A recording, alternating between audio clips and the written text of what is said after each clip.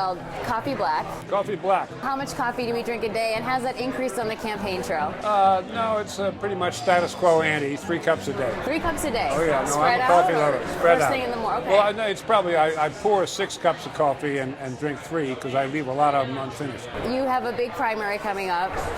We do. Do you think you're a long shot for the Republican nomination? Well, I suppose that's fair to say, but a lot depends on what happens in New Hampshire on February 11th. If I dramatically exceed expectations there, then it's a different matter. Well, what got you into this race? Did you anticipate being in another race of any kind at this point? No. I would not have declared my candidacy for President of the United States in 2017, even though Mr. Trump had already been elected. But now we know a lot more about how he not only was going to comport himself in office, but how he has comported himself in office.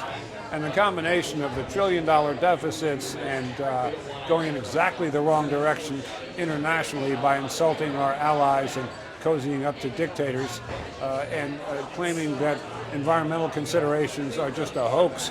I mean, that's a planetary disaster waiting to happen. That's just not just a national emergency, that's a planetary emergency.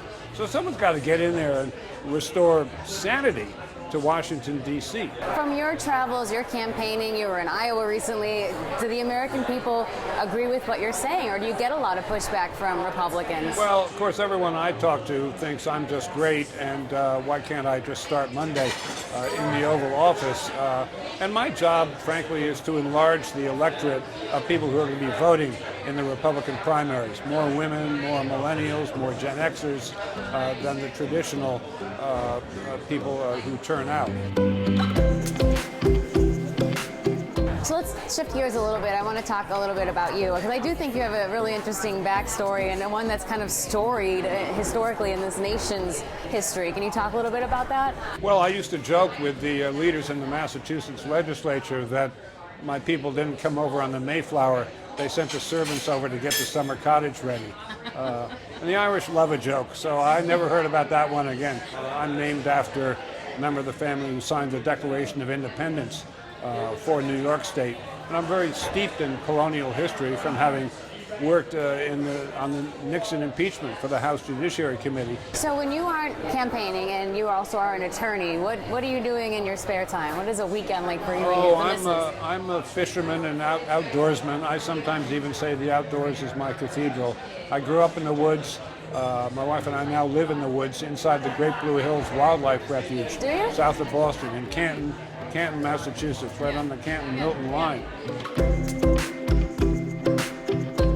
What do you think is the central message of your campaign, aside from Donald Trump? And what do you think, is there any component of it that you think isn't yet to reach voters? Well, I think we can't have these trillion-dollar deficits, or it's a generational matter. That was such a big deal 4 years ago, wasn't it? It seems to be all but forgotten. No, they've forgotten it in Washington, D.C. My motto is there's no such thing as government money, there's only taxpayers' money. And if you think that, you pay attention to the taxpayers' dollar. Climate change is another thing that's central to my message. And that's also generational. You know, the younger voters are going to reap the whirlwind there. It won't be my generation. So it's just not fair. And speaking of fairness, the country's gotten so divided that I've begun to worry about social cohesion. So I think we have to run right at poverty and income inequality as a prudential matter to make sure we all hang together.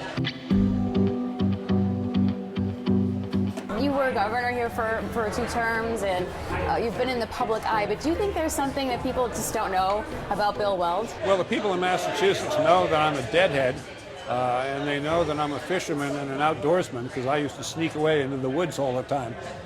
Now I live in the woods, but you can't go hunting in a wildlife refuge.